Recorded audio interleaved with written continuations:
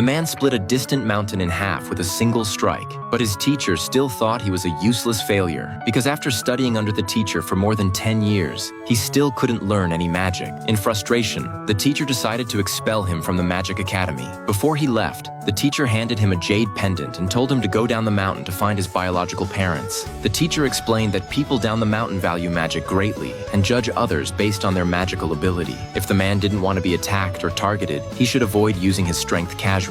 But as soon as he descended the mountain, he ran into a fierce battle. From their conversation, he learned that they were fighting to take the top spot of the first martial hall. The man originally didn't want to get involved, but upon hearing the woman's last name, he immediately changed his mind because she had the same last name as he did, reminding him of the family he had never found. So he stepped in to stop the fight and knocked everyone out with a single strike. When the woman woke up again, she saw the man standing beside her. Seeing that he wasn't hurt, she immediately felt relieved. Then she asked him how she had been saved. Remembering his teacher's warning before leaving the mountain, the man had no choice but to lie. He told her he carried her away during the chaos. After hearing that, the woman did not doubt him, but as she looked at his face, she couldn't shake a strange sense of familiarity. She couldn't help thinking aloud that if her father hadn't sent her younger brother away back then, her brother would be about the same age as this man, not knowing that the man standing before her was, in fact, her brother. 20 years ago, right after the man was born, because he couldn't learn magic, his father abandoned him. Fortunately, the passing teacher found him and saved his life. But what none of them knew was that the man was a once-in-a-millennium martial arts prodigy, and with his current strength, he was already the strongest in the world. Completely unaware of all this, the man soon escorted the injured woman back to her home. Seeing the grateful hallmaster, he asked if the man needed any help. The man immediately took out the jade pendant and begged the hallmaster to help him find his biological parents. The hallmaster's wife, standing nearby, froze the moment she saw the pendant. She stood there in shock,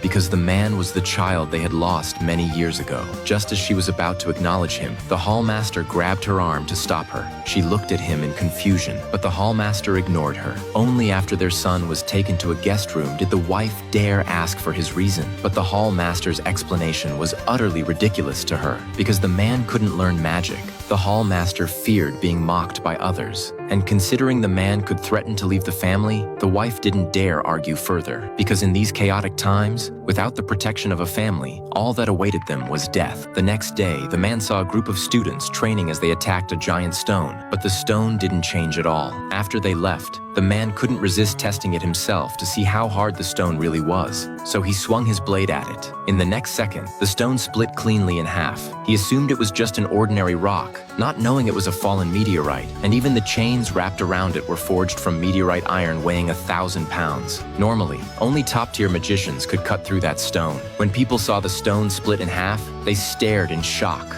eyes wide, unable to believe someone actually did that. The hallmaster even ordered the students to find the person who cut it. He said with confidence that with this person joining them, the martial hall could return to its peak. Not knowing the person he sought was the son he had abandoned. Meanwhile, the man had just returned to his room when he saw the hallmaster's wife holding clothes. She said it was a gift for saving her daughter, though it was actually something she had personally prepared for her son. Seeing how he looked wearing them, she felt a sharp pain in her heart. Hearing about his 20 years of hardship, she felt overwhelming guilt. When her son asked whether his mother had abandoned him on purpose, the woman could no longer hold back her emotions. She was about to tell him the truth, but the next moment, the martial hall's front gate was split open, and a group of martial artists marched inside.